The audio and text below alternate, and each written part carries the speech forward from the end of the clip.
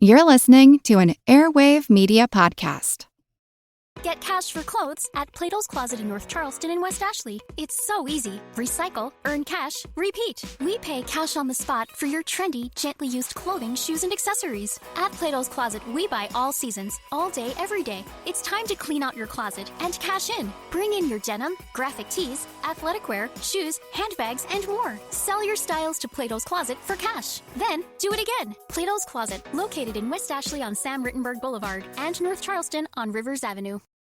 It's a long way to Tipperary, it's a long way to go.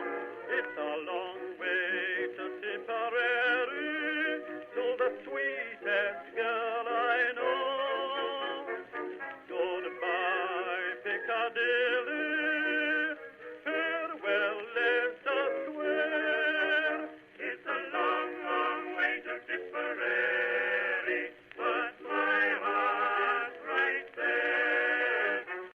Hello everyone and welcome to History of the Great War episode 177. This is going to be a very important episode. Not that all of them aren't important, but this one especially so. Because what we're going to do in this episode is tell the entire story of the Armistice in one go. That means we will touch on the situation on the German home front, which was the real impetus for the Armistice push from the German politicians. We will then go into a bit more detail about the removal of Ludendorff from his position at the head of the German army, an important step to remove him as a roadblock to peace. Then we will discuss the abdication of the Kaiser, who long resisted but eventually realized that he had no other choice but to give up his crown. After all of this turmoil was over in Germany, they then had to receive the armistice terms from the Allies, a situation which we will dig into, including how it was presented to the Germans, the circumstances in which they received it, and then the events leading up to the signing. The second half of this episode will then look at November 11th at the front. The fighting that had been going on for over 4 years would not stop until exactly 11 a.m. when the war was over. This meant that there were men dying in attacks right up until the final minutes, completely pointlessly, I might add. Once we cover the events at the front, we will then set us up to do some house cleaning next episode to finish up our story of the military side of the conflict. Up to this point in our story, the road to the armistice has been a long one. The offensives, the counterattacks of 1918, the removal of Bulgaria from the war, the developing disaster in Austria-Hungary, and then the peace notes of October. All of these had played a role in breaking the German desire, both politically and at the front, to continue the war. In both of these realms, politics and military, they pushed the German leaders into an important decision, the removal of Ludendorff from his position as quartermaster general. But before we start all that, I would like to thank everyone who has chosen to support this podcast on Patreon at patreon.com/historyofthegreatwar, where for just $5 a month you can get access to special Patreon-only episodes, like the one that was released a couple days ago about the war in German East Africa, and the one for this month, which will be about China during World War I. So head on over to patreon.com/historyofthegreatwar to find out more. The removal of Ludendorff from the army would be precipitated by his own actions, specifically the order that had been sent out by Hindenburg and Ludendorff on October 24th, which denounced the actions of the government and Berlin and of President Wilson. On the 26th, the two generals would meet with the Kaiser, a meeting prompted by Prince Max, and the Kaiser was not in a good mood. He emphasized that the order was given against his wishes and of the wishes of Germany's political leaders. He then criticized the two generals for having supported armistice discussions so recently and then now completely altering course to instead wanting to fight on, and then also spreading that message to the army, which called into question the entire leadership of Germany. He then made it clear that he had lost faith in the general staff, and their leader most of all, saying to Ludendorff that while he recognized his military achievements, quote, "It was a misfortune, however, that he was too overburdened. The military task was so large that it required the commitment of his entire character," end quote. Ludendorff, seeing that the Kaiser wished to curtail his power, instead offered his resignation, and the Kaiser accepted. When Hindenburg tried to do the same, the Kaiser rejected it, fearing that having both men resign at the same time would demoralize the army. Ludendorff would be replaced by General Wilhelm Groener, who had previously been in charge of arranging and organizing rail transport within Germany. By all account, he was a very skilled person at management and logistics. He also had two very important characteristics that made him desirable for the job. The first was that he was a realist, and could see that the German army and the nation were in a very bad situation and needed out. The second, and perhaps more importantly, was that he was not Prussian, and was instead from Württemberg. This was important because the political leaders had been trying to distance themselves from Prussian militarism, and they wanted to do that hopefully by putting their military under different leadership. At the front, this change did not cause too much havoc. Feelings were generally mixed, but there was not enough concern to cause any problems beyond what was already happening, which was already pretty bad. After reviewing the situation at the front, Groener ordered a general retreat along the entire Western Front from the sea to Lorraine. One German pilot would fly behind the lines during these days and say, quote, "We all saw the roads crowded with columns of men marching back." Back on the home front, things were just as bad, with the sailors in Kiel in open rebellion by November 4th, and the revolution beginning to spread. Lübeck, Cuxhaven, Hanover, and Hamburg all saw sailors and soldiers flying the red flag of revolution, and Bolshevism in some cases, and they demanded both an immediate armistice and an end to the military dictatorship. On November 8th, the Social Democrats, concerned that the left wing of German politics was being taken over by radicals, issued an ultimatum that unless the Kaiser and the Crown Prince abdicated immediately, they would walk out of the government. If that were to happen, then it would almost certainly result in full-scale revolution in Germany. On that same night, news reached Berlin that Brunswick and Munich had been overtaken by revolution. Stuttgart was now in the hands of workers' councils, and Cologne was on the brink of the same. Things were falling apart, and the only way that they might be brought back from the brink was the abdication of the Kaiser. There had been discussions between Max and the Kaiser about abdication since about mid-October, and then when Groener was appointed to lead the army, he also believed that the Kaiser should step down, but always the Kaiser refused. The key to this belief that he could and should stay in office was that he believed that the army was still loyal to him. This resulted in the Kaiser and his closest supporters entertaining the idea of leading the army back home to take back control from the radicals on the home front. Groener had more realistic views, knowing that this would cause full-scale civil war, and that most of the army probably would not even fight against fellow Germans for the sake of the Kaiser staying in power. He would tell the Kaiser and his advisors that, quote, "The army will march back to Germany, peacefully and orderly, under its commanders and commanding generals, but not at the command of your majesty, because it no longer supports your majesty." To try and prove to the Kaiser that the situation was very dire, Groener would ask 39 officers, a group designed to provide a good sample of the army, if they would follow the Kaiser back home to suppress the revolution. When the responses came back, they were less than inspiring. Of the 39 officers that were asked, only one said yes, 15 said possibly, and 23 were a resolute no. It was clear that the army would not follow the Kaiser, and so there was only one step left. Prince Max made it clear to the Kaiser that his abdication had become completely necessary to save Germany from civil war, while also telling the Kaiser that there was some concern that the army may not be able to ensure his safety. When the Kaiser agreed to abdicate, it took some time to get the proper statement prepared and ready for release. During this time, the Wolf Telegraph Agency in Berlin jumped the gun and reported that he had renounced his throne. It is likely that this was due to Max's doing, concerned that the Kaiser would continue to delay his abdication, perhaps delaying it so long that it became too late to save Germany. When the Kaiser, or I guess former Kaiser at this point, heard of the announcement to the press, he was furious, shouting, "Treason, gentlemen, barefaced, outrageous treason." Unfortunately for Wilhelm, it was already over, and his plans to give up the imperial throne but not that of Prussia was just no longer feasible. Saying that there was nothing that could be done, he agreed to enter exile in Holland. Back in Berlin on November 9th, Prince Max handed over the chancellorship to Fritz Ebert. The transfer of power was required to break any connection to the previous government and monarchy. The Hohenzollern dynasty in Prussia, and Germany as a whole, was at an end. Now there was just one more thing to bring to an end: the war itself. On November 8th, a German delegation would arrive at Allied headquarters to discuss an armistice. This delegation was led by Matthias Erzberger, the leader of the Catholic Center Party and the current German Secretary of State. It actually took some time for the German leaders to find people who were willing to be part of this delegation, as it was almost certain that being a member of it would have serious negative effects on every participant's future political careers.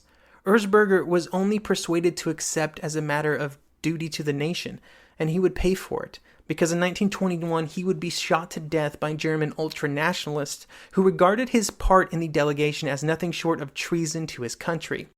On November 7th, the delegation started its journey, and it would travel all day and all night to arrive at Compiègne after having started on the other side of the German lines, then moving through the lines during a ceasefire arranged by the Allies, and they would arrive at Allied headquarters by rail at 7 a.m. on the 8th. And just a short while later, they would meet with Foch, who would present them the armistice. While the German delegation was in transit, Foch made something of a mistake that would cause a lot of headache for the French authorities. When Foch had agreed to meet with the German delegation, he had arranged for a ceasefire to let them pass through the lines, a very typical practice. You don't want delegates getting hit by artillery shells. However, to get the information about the ceasefire to the Germans, he used the Eiffel Tower radio transmitter, which basically everybody in Europe could listen in on. News spread pretty fast about what was happening, and it was misinterpreted by many. Instead of being correctly read as a local ceasefire that would only last a few hours, some believed that it was a permanent one across the entire front. In Brest, the head of the American naval forces there was informed of this development, and he shared it with Roy Howard, the head of the United Press wire service. Howard, who was ecstatic to get such big news delivered to him, asked if he could send it out, and the admiral said, sure, why not? And Howard ran to his office and cabled back to New York the headline, quote, Paris, November 7th. The Allies and Germany signed an armistice at 11 o'clock this morning. Hostilities ceased at 2 o'clock this afternoon. With the news out, the French began a lengthy series of refutations as they tried to make sure that everything was properly denied and properly corrected. While this big news was being ironed out, just the fact that there were discussions happening between the Allies and the Germans that appeared to mean peace was on the horizon was front-page news everywhere.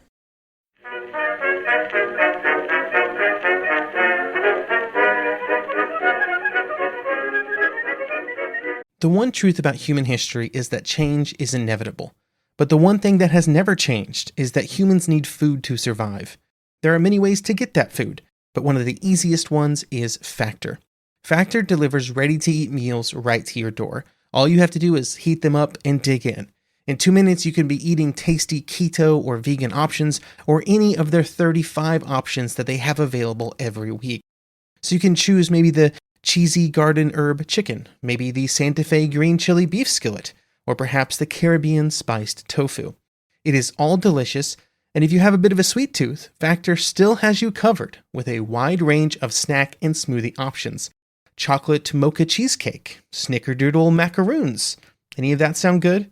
And don't worry, even the tasty stuff is dietitian approved. Head over to factormeals.com/GW50 and use code GW50 to get 50% off. That's code GW50 at factormeals.com/GW50 to get 50% off. The regular season is heating up. New stars are emerging, and that means more opportunities to win up to 25 times your cash on Prize Picks, the most exciting way to play daily fantasy sports. Just select 2 or more players, pick more or less on their projection on a wide variety of stats, and place your entry. It's that easy. Let it fly to turn $10 into $250 with just a few taps. Easy gameplay, quick withdrawals, and injury insurance on your picks are what make Prize Picks the #1 daily fantasy sports app. Watch your favorite players and get paid doing it this basketball season. See your entries make progress during the game or make new entries for the second half and the fourth quarter. 3-pointers, assists, rebounds, and everything in between are yours for the taking. Join the Prize Picks community of more than 7 million players who have already signed up. Right now, Prize Picks will match your first deposit of up to $100. Just download the Prize Picks app and use code GET100. That's code GET100 on Prize Picks for a first deposit match of up to $100. Prize Picks. Pick more, pick less. It's that easy.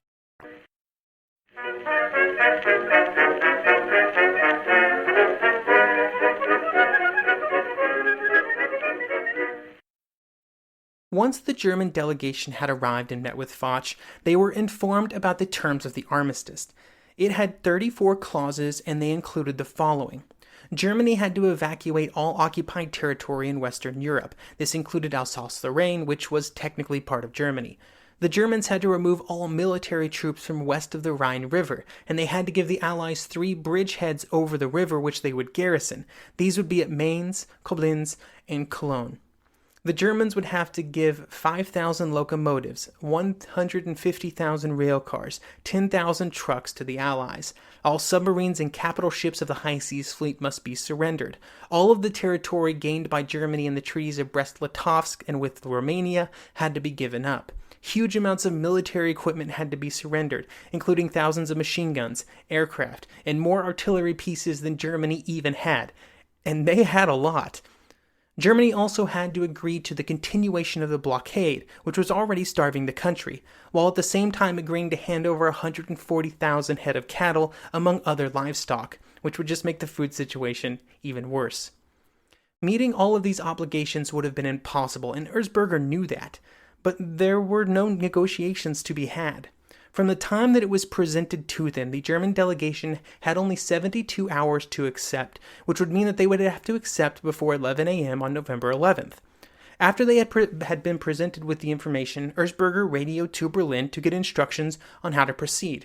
It would take 26 hours just for the message to arrive because of the chaos in Germany.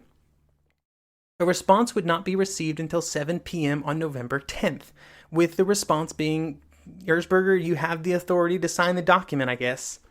Erzberger would do all that he could to try and get better terms, but very little was gained during the hours that he had. Pretty much the only changes were very small adjustments, like altering the wording slightly so that Germany did not have to hand over more items than it possessed. The most important piece, the blockade, was non-negotiable, but the French said that they would reevaluate it after the armistice was signed. At 2 a.m. on November 11th, a final review of the document began, and at 5:20 a.m., it would be signed. Once it was official, messages went out to all of the military commands on both sides, stating that the fighting would stop at 11 a.m. that day, but that there would be no communication between the troops of both armies after the armistice came into effect. Many commanders were also concerned about the conduct of their men after the armistice came into effect, and this caused some to send out orders for what officers were supposed to do when the time came. General Groener would advise the German generals that, quote, the discipline of the troops must be maintained by every possible means. Fraternization of our men with enemy troops must be prevented. He closed, needlessly it would seem, with no furloughs will be granted. Haig was already thinking even further ahead, already concerned that the men who had been trained and had been executing a war for years would not be easy to deal with once the fighting stopped and they got bored. He would tell his officers that they needed to determine, quote, a number of ways in which the men can be kept occupied. It is as much the duty of all officers to keep their men amused as it is to train them for war, end quote. As the news got out, and even though all of the Allied commanders knew now that the armistice was just hours away, they were determined to keep fighting until the very end. Foch wanted to keep the pressure on as long as possible. Pershing completely agreed. Both would order attacks on the last day. Pershing would forward along information that fighting would stop at 11 a.m., but did not rescind any previously ordered attacks from taking place. These actions were incredibly wasteful, because part of the provisions for the armistice was a general withdrawal of the German army over the course of no more than 2 weeks. This meant that any ground gained on this last day of fighting would have been given over voluntarily in a few days at most. Because of this drive for more attacks at the top of the armies, the precise actions along the front in the final hours were often determined by individual officers at divisional level or below. For example, of the 16 American divisions that were at the front on the morning of the 11th, 7 would stand down from any attacks while they waited. These commanders had decided that since the signing was imminent, all other orders were unnecessary. This meant that 9 American divisions would continue to fight and to execute attacks that were already planned. The same thing would happen on other areas of the front, like in the north with the Canadians. General Currie had orders to attack and take Mons on the morning of the 11th, and these orders would be carried out even though the Germans would have abandoned the town the next day anyway. Currie would later be questioned about these orders, and he would justify his decision by saying, quote, The reason Mons was taken was that we obeyed the orders of Marshal Foch, that we should go on until we were ordered to stop. It was a proud thing that we were able to finish the war where it began, and that we, the young whelps of the old lion, were able to take the ground lost in 1914. End quote. These types of decisions all along the front would result in hundreds and thousands of casualties in the very final hours of the conflict. With the final document signed early in the morning on the 11th, it made for some very busy hours as communications officers and runners all along the front tried to spread the word of the coming armistice on both sides of the trenches. As the news got out, the reactions were different everywhere. Ernst Meyer was a German telephone lineman. He would write in his diary that there were rumors of the armistice floating around long before official word was received. He would say, quote, "We are just killing time. We are thinking and hoping that it is the real thing, that we won't have to endure another winter out here to suffer, freeze, die, and join our comrades who sleep the eternal sleep far from home." A short time later, his sergeant would appear in the doorway of his dugout and say, quote, "The armistice has been signed." For Meyer, the news was a relief, but there were still sounds of fighting all around him. Feldwebel George Brucker, who had been on the front since about 1914, was stuck in a trench early in the morning on the 11th. At 7 a.m., his company commander would come weaving through the trench saying, "Ceasefire at 11, pass the word, ceasefire at 11. But just as the news was getting passed around his unit, gas shells began falling on his positions, and when he got his gas mask on, he could see the shapes of American soldiers moving their way. After the war, he would write, quote, "It was all the harder for us since we knew that the end could not be far off. We ducked at the sound of every explosion, which we had never bothered to do before. The old hands fought for the deepest, safest dugouts, and did not scruple to leave to the young recruits the 101 things which were risky. The thought of an attack was more terrifying to them than to the young soldiers who were still so inexperienced, so touchingly helpless, yet in spite of everything, so willing." When he looked at his watch during the American attack, it would be just 2 minutes to 11. At 8:56, the commander of the American 79th Division would radio his units and say, "Hostilities will cease on the whole front at 11 hours today, French time. Until that hour, the operations previously ordered will be pressed with vigor. At 11 hours, our lines will halt in place, and no man will move one step backward or forward." This meant that they would continue their attacks until 11. At 9:20 a.m., Colonel Thomas Perch would tell his men that the forthcoming attack was canceled, only to then be informed that it was back on due to an order from his unit commander. This delay meant that it would not go forward until 10:40, which was just 20 minutes before the armistice. That's when Pierce's unit began moving through the fog towards the German lines. At 10:35, the American 26th Division attacked, while at the same time the 80th French Infantry Division went forward beside them. The French colonel in charge of the attack had received 2 messages at the same time, one saying that the war would be over at 11, but that he was also to attack at 9 a.m.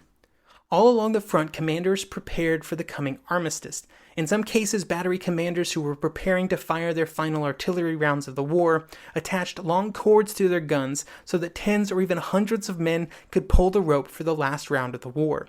In some cases, 200 men would fire a single gun. Some units were actively fighting right up till 11 a.m., with men dying on both sides in the final minutes. With just a few minutes left, 2 German machine gun squads manning a roadblock would see American troops advancing towards them, and they would fire in self-defense. With the seconds counting down, the Americans would duck, but then one American would stand up and charge, Private Gunther. The Germans would once again be forced to fire. The time was 11:59. Gunther was dead. One soldier would later say of the armistice that, quote, "Victory was sudden and complete. The general sensation was that of awaking from a nightmare." Near Mons, when the firing stopped, some Australian troops saw a German officer rise up above the trenches, take off his helmet, bow, and then walk away. Many first-hand accounts talk about the silence, a huge change for the men who had experienced constant gunfire for months, maybe even years. There were often diary entries like this one, saying, quote, "The silence is oppressive. It weighs in on one's eardrums." Corporal Carl Noble of the American 5th Division would say that almost instantly the demeanor of the men shifted. Quote, "From the minute the firing ceased, the voice talks changed. Before this, one might hear them say, if I ever get back to the States, but now everyone was saying, when I get back. They began to wonder how soon. Some thought that we would start at once and be back by early December. Others thought it would be Christmas time or New Year's Day before we saw the States again. I thought we wouldn't make it before February. Throughout the afternoon, the situation at the front could be best categorized as weird. And when night fell, celebrations along the front began in earnest for many units. Lieutenant Claire Grover would record, quote, that night all the troops along the line were treated to the greatest display of fireworks ever set off.